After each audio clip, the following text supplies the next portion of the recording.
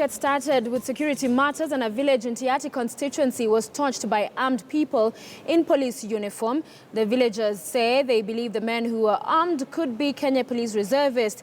The officers were in a convoy of 4 armoured carriers, 5 police lorries and a land cruiser.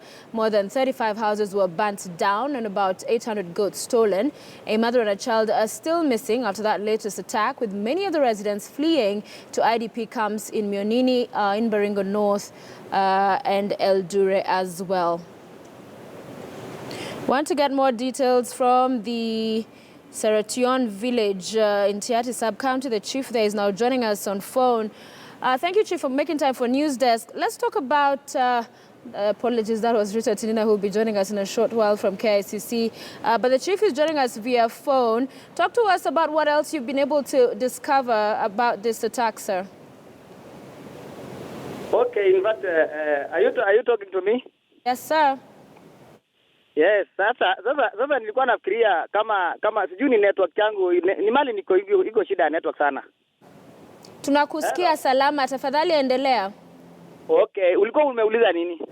Nauliza umeweza kupata information ingine kuhusu hii attack ya jana? Okay, hata ndio nimeshindwa. Wewe umesema mambo ya watu wameenda kukambo wapi? Sababu nimesikia vile umesema watu wameenda kukambo wapi. Kwa hiyo information umesema wamekambo wapi? Hello. Nimeona umesema. All right, we'll